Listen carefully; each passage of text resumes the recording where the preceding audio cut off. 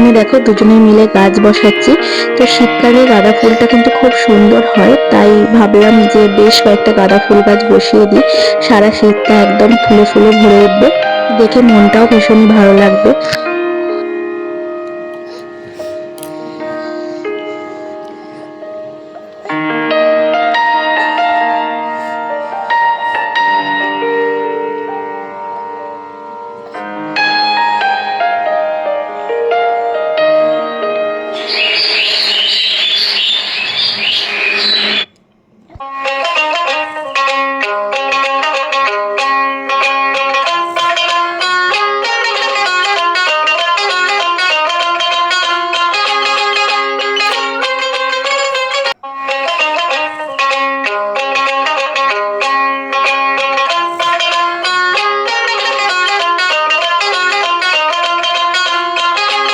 দৈনন্দিন জীবনে কাজকর্ম করতে করতে আমরা কিন্তু ছোটবেলাটাকে খুবই মিস করি, তাই না? তো আজকে দেখো কাজ করতে করতে হঠাৎই চোখের সামনে একটা গাছে হরিণ বসেছিল। তো ছোটবেলার মতো হরিণটাকে ধরেছিলাম, ধরে বেশ ভালো লাগছিল, তোমাদের সাথে একটু শেয়ার করলাম আর তারপরে উড়িয়ে দিলাম। কে কে এই কাজগুলো করতে একটু কমেন্ট বক্সে জানিও তো।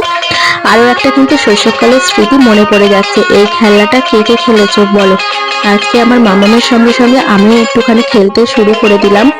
করে মামামেরও যেরকম ভালো লাগছিল আমারও কিন্তু ভালো লাগছিল। বয়সটা বেড়ে গেলেও মনটা কিন্তু সেই ছোটবেলাকার মতনই লাগছিল বেশ কিছুক্ষণের জন্য।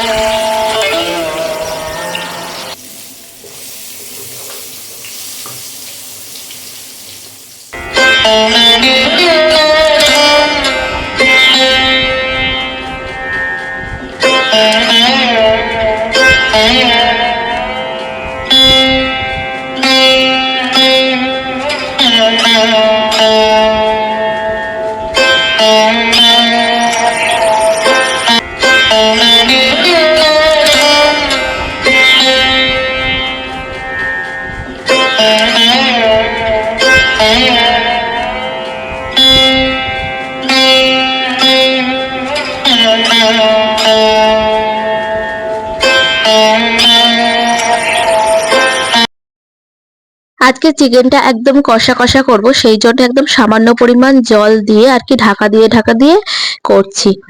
তো দেখো বেশ কিন্তু রংটাও ছেড়েছে, দারুণ খেতেও কিন্তু জাস্ট ইয়াম্মি হয়েছিল।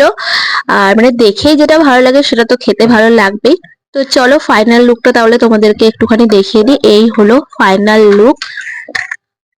দুপুরবেলা ভাত দিয়ে যেরকম ভালো লেগেছিল, আর যেহেতু ঠান্ডা ঠান্ডা পড়ছে তো আজকে ঠিক করেছিলাম রাত্রে আর কি রুটি বানাবো। তো রাত্রে রুটি দিয়েও কিন্তু জাস্ট জমে গেছিল। যদিও ডিঙ্কার পাপাই রুটি খেতে অতটা পছন্দ করে না, কিন্তু যেহেতু চিকেনটা দারুণ হয়েছিল তাই সবার কিন্তু বেশ ভালো লেগেছিল।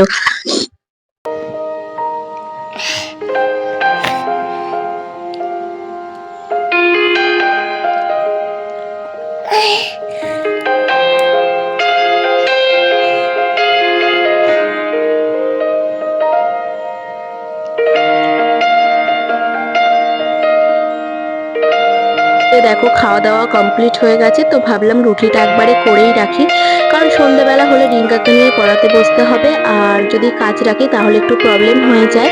তো গরমকাল ছিল, রুটিটা খুব একটা করা হতো না। যদি রুটির কথা বলতাম তো রিঙ্কার পাপাই বলতো হয় লুচি নয়তো পরোটা করতে। ও তো রুটি খেতে একদমই পছন্দ করে না, তবে ডিঙ্কা কিন্তু রুটি খেতে ভীষণ পছন্দ করে। শুধু রুটি না, রুটি লুচি পরোটা যাই বলো না কেন, সারা দিন যদি ওকে ভাতের বদলে আর কি রুটি লুচি দেওয়া হয় তাহলে কিন্তু খুব খুশি হয়ে যায়। আর যেহেতু ঠান্ডা ঠান্ডা পড়ছে সেহেতু ভাবছি মাঝে মাঝে রাতে রুটিটা রাখবো। আর এখানে আমার দেখা দেখি ডিঙ্কা আমার পাশে এসছে, এসে বলছে মাম্মি আমিও এরকম গোল গোল করে বানাতে পারি কিনা একটু ট্রাই করে দেখবো। তো বললাম ঠিক আছে। আসলে কি বলতো, ছোটবেলা থেকে কিছু কিছু শিক্ষা দিয়ে রাখা ভালো। শুধুমাত্র যে ছেলে হয়েছে বলেই পড়াশোনা করবে আর তারপরে চাকরি বাকরি করবে এটা নয়, সঙ্গে ঘরের কাজ কিন্তু সমানভাবে সকলকেই করা উচিত, এটা আমি মনে করি, আমার ব্যক্তিগত মতামত।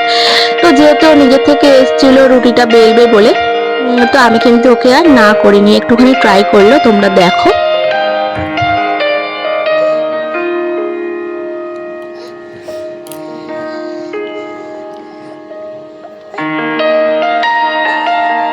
এই যে দেখো ডিঙ্কা কিন্তু নিজে নিজে রুটিটাকে বেলছে, আর খুব খারাপ কিন্তু বেলেনি।